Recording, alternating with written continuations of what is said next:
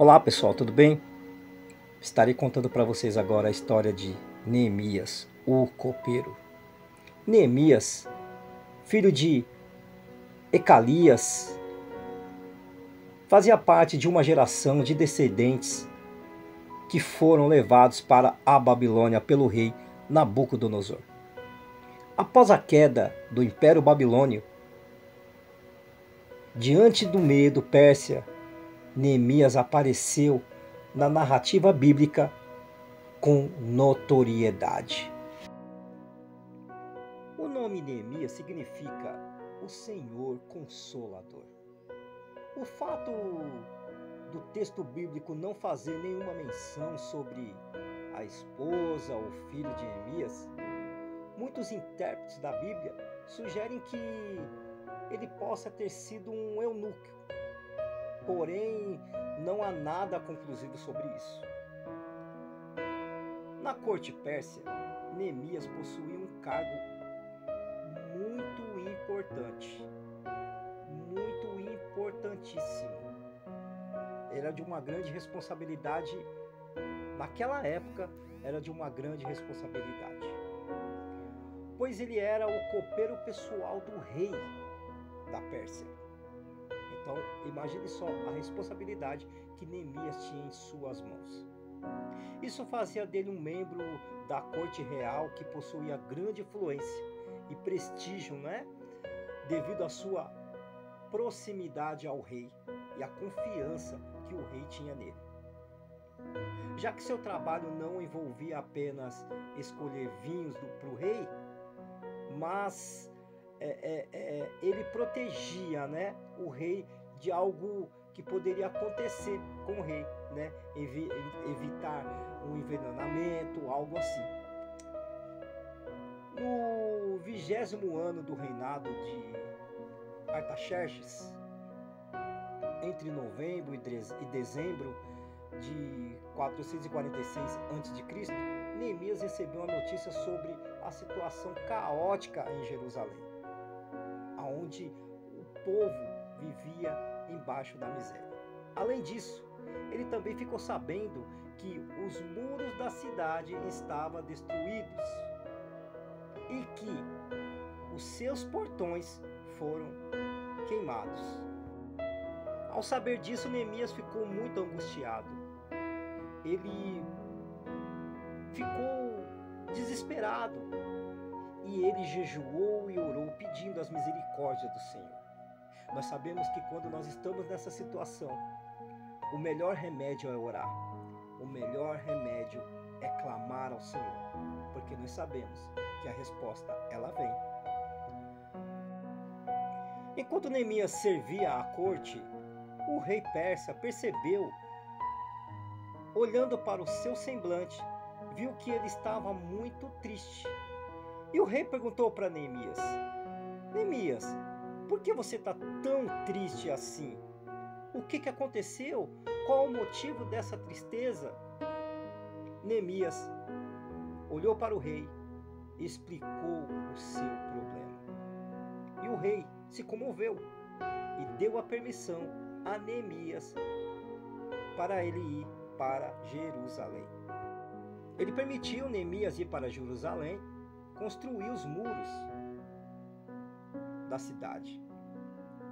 Além disso, ele deu material para o tal empreendimento ao qual Neemias queria fazer. Após obter a autorização necessária, Neemias partiu para Jerusalém. Naquela época, os muros e os portões de uma cidade simbolizavam a sua força e a sua dignidade. Daí se percebe a importância do trabalho pretendido por Neemias. Ele foi nomeado como governador da província de Jerusalém. Mas a Bíblia descreve o interesse do rei Pérsia no retorno de Neemias. Então, inicialmente, foi estabelecido um prazo para que ele cumprisse a tarefa e retornasse ao palácio. Neemias levou consigo todos os documentos que garantiam a legalidade de suas ações. Porém, mesmo assim, ele precisou enfrentar a oposição.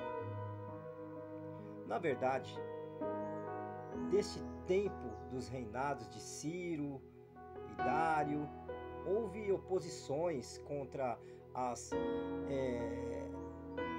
reedificação, de Jerusalém. Essa perseguição aos judeus também foi vista nos reinados seguintes, nos dias de Assuero e do próprio Artaxerxes. Homens poderosos e astutos tentaram de todo custo prejudicar o trabalho de Neemias. Esses eram os opositores, aqueles que se levantaram. Um deles era Sambalete. Ele foi um dos que se levantaram contra Neemias. Foram 3 pessoas: Sambalete, o Honorita, Tobias, o Amonita e Gesem. Esses 3 se levantaram contra Neemias. Essas 3 pessoas, justamente com seus aliados, afligiram com insultos e zombarias. Arquitetaram ataques armados, planejaram uma emboscada para capturar Neemias, para fazer mal, fizeram muitas coisas.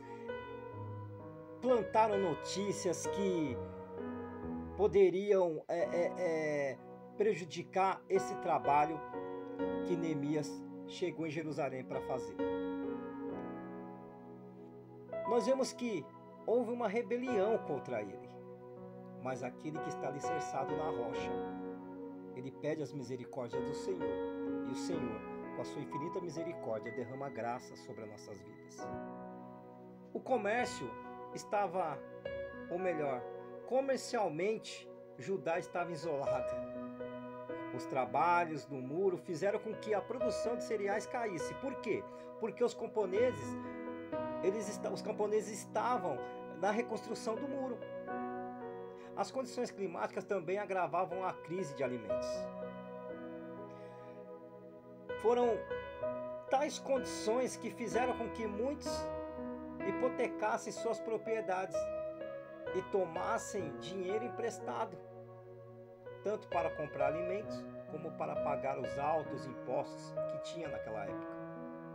Apesar de toda a oposição que durante um tempo conseguiu atrapalhar as obras da reconstrução, Neemias se mostrou um grande líder. Com muita habilidade, conseguiu prover e organizar a motivação necessária para que o trabalho fosse concluído.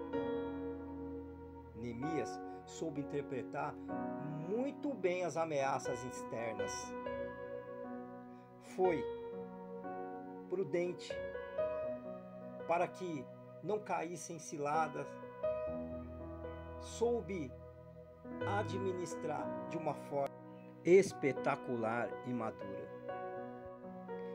Após 52 dias, entre agosto e setembro de 445 a.C., a obra da reconstrução dos muros foram concluídas. Glória a Deus!